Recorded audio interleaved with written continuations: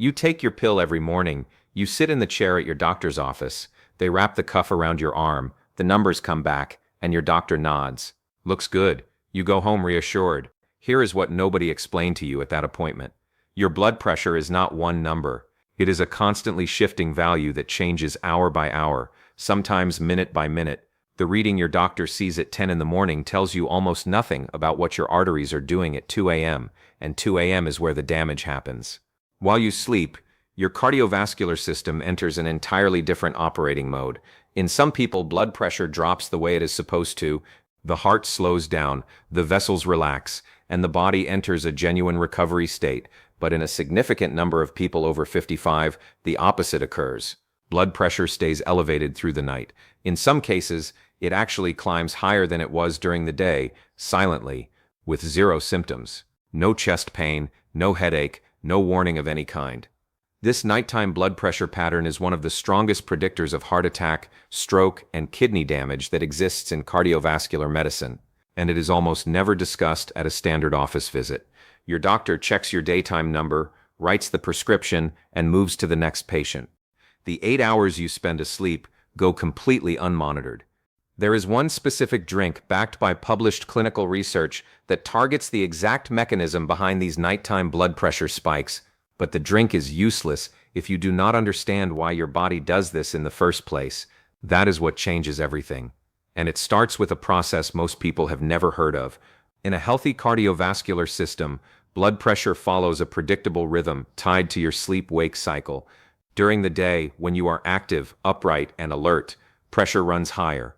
At night, when you lie down and your brain shifts into sleep mode, pressure drops by roughly 10 to 20%. Doctors call this a normal dipping pattern. The mechanism behind that dip is straightforward. Your sympathetic nervous system, the branch of your nervous system responsible for the fight-or-flight response, quiets down. Stress hormones like cortisol and adrenaline fall. Your heart rate slows. The smooth muscle wrapped around your arteries relaxes. The vessels widen. Resistance to blood flow drops, and pressure comes down. That nightly dip is not a minor detail. It is your heart's recovery window. It is when your vessel walls rest, when your cardiac muscle repairs, when the entire system resets for the next day. But in a large percentage of adults over 55, this dip does not happen. Blood pressure stays flat through the night or rises. Cardiologists call this a non-dipping or reverse dipping pattern, and the consequences are serious. The heart never gets its rest period. The vessel walls stay under constant mechanical stress. Over months and years, that unrelenting pressure accelerates arterial stiffness, thickens the heart wall, and damages the delicate filtration system in your kidneys. What drives non-dipping? Several things. Excess sodium that your body failed to clear during the day, stress hormones that never fully shut off, arterial walls that have lost their elasticity. But the single biggest factor is poor nitric oxide production. Nitric oxide is a molecule your endothelium, the inner lining of your blood vessels, produces to tell the surrounding muscle to relax and open. As you age, your body produces less of it. The vessels stay tight when they should be widening, and that is the exact mechanism the drink we are about to discuss targets directly. Here is a question almost nobody thinks to ask. When your doctor checks your blood pressure at 10 in the morning and says the number looks good, what exactly does that tell you about what happens at midnight? The answer is almost nothing. Most blood pressure medication is taken in the morning. The drug enters your bloodstream, reaches peak concentration somewhere around midday, and begins to wear off by late afternoon. By the time you lie down and close your eyes, the chemical effect that was keeping your vessels relaxed has faded significantly. Your morning reading looked perfect because the medication was at its strongest the moment the cuff went on. But during the 8 hours you spend asleep, the period when your heart and brain are most vulnerable to sustained pressure damage, you may be running unprotected. Your doctor does not see this. A single daytime reading in a clinic is a snapshot of one moment. It tells you nothing about the pattern. There is a test that does. It is called ambulatory blood pressure monitoring. A small cuff stays on your arm for a full 24 hours and takes automatic readings every 15 to 30 minutes, including all through the night while you sleep. The data it produces is dramatically more revealing than anything a single office visit can capture. Studies using this device consistently show that nighttime blood pressure is a stronger predictor of heart attack, stroke, and cardiovascular death than your daytime number. It is the reading that matters most, and it is the one almost no patient has ever been offered. This is why what you do in the 1 to 2 hours before sleep has an outsized effect on your cardiovascular risk. The choices you make in that window directly shape what your vessels do all night long. And that brings us to the drink. The drink is tart cherry juice. Specifically, juice from Montmorency tart cherries, not sweet cherry juice from the grocery aisle, not cherry-flavored water, not dried cherries in a trail mix. Tart cherry juice concentrate, the real thing. This is not folk medicine. This is not a wellness trend someone invented for a supplement label. Published clinical trials, including randomized controlled studies in peer-reviewed journals, have demonstrated that tart cherry juice produces measurable reductions in systolic blood pressure. The science behind it targets the exact mechanism we just discussed. Here is how it works. Tart cherries contain exceptionally high concentrations of anthocyanins, a class of plant compounds that gives the fruit its deep red color. These anthocyanins directly stimulate the production of nitric oxide in the endothelium, the inner lining of your blood vessel walls. More nitric oxide means the smooth muscle surrounding your arteries receives a stronger signal to relax. The vessels widen, resistance to blood flow drops, pressure comes down. This is not a vague, supports heart health claim. This is a specific biochemical pathway with a specific measurable outcome. But nitric oxide is not the only mechanism at work.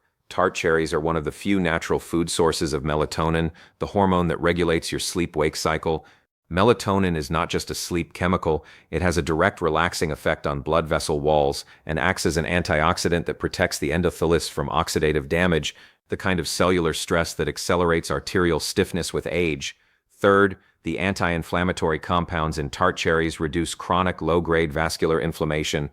This is important because that persistent, invisible inflammation is one of the primary drivers of arterial stiffness in people over 50. Your vessels are not just aging, they are inflamed, and inflamed vessels do not relax the way they should at night. Now the practical details, because this is where most people get it wrong and lose the benefit entirely. The clinical studies that demonstrated blood pressure reduction used approximately 30 milliliters of concentrated tart cherry juice, that is roughly 1 ounce, diluted in a glass of water, not a full tumbler of juice, a small concentrated dose mixed into water. That is all it takes. The timing matters more than the amount. You drink it 1 to 2 hours before bed, not with dinner, not right before you close your eyes. The anthocyanins in tart cherry juice need roughly 1 to 2 hours after ingestion to reach peak concentration in your blood and begin stimulating nitric oxide production in the vessel walls. If you drink it at the moment you get into bed, the vascular effect has not even started by the time your body enters its deepest sleep phases. You have missed the window entirely. Now the mistake that cancels everything. Most cherry juice products on store shelves are not what you need. Pick up a typical bottle and read the label. You will find added sugar, apple juice concentrate used as filler, sometimes high fructose corn syrup. Some of these products contain as much sugar per serving as a can of soda. A sugar spike in the evening triggers an insulin response. Insulin signals your kidneys to retain sodium and water. Blood volume rises, vessel walls tighten, blood pressure goes up. You are drinking something that actively produces the exact problem you are trying to solve. The rule is simple. Read the ingredient list. It should say tart cherry juice concentrate, nothing else. No sweeteners, no fillers, no flavor additions. One more point, and this one is not optional. If you are currently on blood pressure medication, do not adjust your dosage based on this.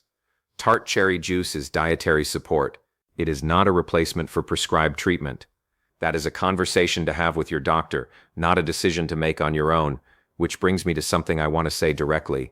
You just learned that nighttime blood pressure behavior may be the single most important cardiovascular window your doctor is not monitoring. You learned that what you consume before sleep directly affects your vascular function through the night. You now understand a mechanism that most people will never hear about in a standard office visit. Most viewers will watch this, feel informed, maybe even concerned, and then go back to their day. Nothing changes. As a physician, that is exactly what worries me, because information sitting in your head does not protect your heart, action does. Here is what I would tell you if you were sitting across from me in my office right now. Get screened. Find out where you actually stand. Not where you think you stand. Not where your last morning reading suggested you stand. Where you actually stand. There is a free platform called Care Health that connects you with cardiac screenings, blood pressure monitoring programs, and clinical trials for cardiovascular disease in your area. You fill in a short form, your date of birth, gender, whether you have children under 18, basic information. It takes 30 seconds. No cost, no commitment. Care Health matches you with relevant options near you based on your specific situation. Click the link in the description below or scan the QR code on your screen. Just open your phone camera and point it at the code. 30 seconds now could change what happens to your heart over the next 10 years. Now, back to what you need to know. Because tart cherry juice is only one piece of this, what you eat alongside it in the evening matters just as much, and most people get this part completely wrong. You can drink the perfect dose of tart cherry juice at the perfect time every single night. If your dinner is wrong, it will not matter.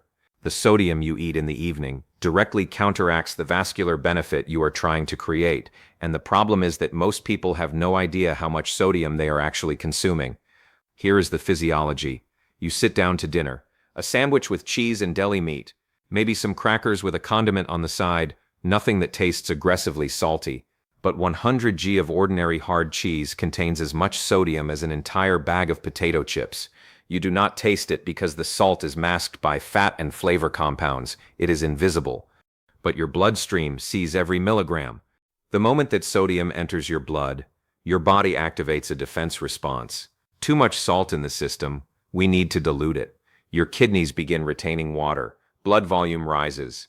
The extra fluid stretches your vessel walls from the inside. And now you have a direct conflict happening in your arteries. The anthocyanins from the cherry juice are trying to relax the smooth muscle around your vessels and widen them. The sodium is simultaneously inflating blood volume and pressurizing those same walls from within. The cherry juice is trying to open the door while the sodium is nailing it shut. This is why the evening meal is not a minor detail, it is the foundation. If the foundation is wrong, everything you stack on top of it fails. The framework is simple. Lean protein, vegetables, no processed additions, no cured meats, no hard cheese, no packaged sauces or condiments at dinner. And one rule that sounds small but produces an outsized effect: remove the salt shaker from your table entirely. Season food only during cooking. That single change reduces daily sodium intake by 20 to 30% without altering what you eat. There is a second drink worth knowing about: hibiscus tea, brewed from dried hibiscus flowers. Unsweetened, nothing added. This is not a trendy herbal infusion. Clinical trials have shown that hibiscus tea consumed daily over several weeks produces meaningful reductions in systolic blood pressure. The mechanism is specific. Compounds in hibiscus act as natural ACE inhibitors. ACE, angiotensin-converting enzyme, is the exact enzyme that many common blood pressure medications are designed to block. It is the enzyme that produces a chemical signal telling your blood vessels to constrict. Hibiscus partially inhibits that signal. The vessels stay more relaxed. Pressure comes down. A cup of unsweetened hibiscus tea in the evening, alongside or as an alternative to the tart cherry juice, gives your vessels a second layer of support heading into the night. Now the other side. 3 drinks that people routinely consume in the evening that actively drive blood pressure up while they sleep. First, alcohol. Many people believe a glass of wine relaxes the vessels. Initially, it does, but alcohol suppresses vasopressin, the hormone that tells your kidneys to slow down at night. Your kidneys run unrestricted, and as the alcohol metabolizes over the next several hours, a rebound vasoconstriction occurs. The vessels tighten harder than they were before the drink. You fall asleep with relaxed arteries and wake up with constricted ones. Second, caffeine after early afternoon. Caffeine blocks adenosine receptors in the brain. Adenosine is the molecule that gradually builds up during the day and tells your nervous system to wind down. Block it, and your sympathetic nervous system stays activated. The natural nighttime blood pressure dip never happens. Third, sugary drinks or fruit juice in the evening. The insulin spike triggers sodium and water retention in the kidneys. Blood volume rises through the night. 3 different drinks, 3 different mechanisms, one identical result. Your blood pressure stays elevated when it should be falling. Everything we have covered so far is chemical. What you drink, what you eat, what enters your bloodstream. But blood pressure before sleep is not only a chemical problem, it is also positional and neurological. And this is the part that costs you nothing, requires no equipment, and produces a measurable effect within the first week. Start with position. All day long, 14 to 16 hours, you are vertical. Standing, sitting, walking. Gravity pulls fluid downward into your legs. Blood pools, lymphatic fluid settles. Water seeps out of your vessels into the soft tissue around your ankles and calves. By evening, your lower legs may be carrying up to a liter of extra fluid that your kidneys cannot even see because it is no longer circulating in the bloodstream. Then you lie down. Your legs come level with your heart. Gravity releases its grip. All of that stored fluid rushes back into circulation within the first hour. Blood volume surges. Your heart stretches under the load and sends an emergency signal to the kidneys. Dump this fluid now. Your bladder fills. Your blood pressure climbs. And this happens while you are asleep and defenseless. The solution is to trigger that process deliberately while you are still awake. Approximately 1 to 1.5 hours before bed, lie down on the sofa or the floor and place your legs up on the armrest, the back of a chair, or against the wall. Your heels need to be above the level of your heart. Stay there for 15 to 20 minutes. The fluid mobilizes. Your kidneys process it. You visit the bathroom before bed and eliminate the volume that would have woken you at 2 a.m. and pressurized your vessels all night. Now add one more layer. While your legs are elevated, do slow diaphragmatic breathing. 4 seconds in through the nose, 7 seconds out through the mouth. 5 minutes. That specific rhythm activates the parasympathetic nervous system, the branch responsible for rest and recovery. Heart rate drops. The smooth muscle around your arteries receives a direct neurological signal to relax. Vessel walls soften. Resistance to blood flow falls. Legs elevated. Breathing controlled. 2 inputs, 2 different systems. 1 combined result. Your blood pressure entering sleep is measurably lower than it would have been without this ritual. If you take blood pressure medication, there is one question worth bringing to your next appointment. Most people never think to ask it. Most doctors never think to raise it. But the research behind it is substantial and growing. The question is this: Doctor, would it make sense to move one of my blood pressure medications to the evening? Here is why that matters. The concept is called chronotherapy, timing medication to match the body's natural circadian rhythm rather than defaulting to the same schedule for every patient. We already established that nighttime blood pressure is a stronger predictor of cardiovascular events than daytime readings. We also established that most medication is taken in the morning, peaks around midday, and fades by the time you go to sleep. That means the drug is at its weakest during the hours when your cardiovascular system is most vulnerable.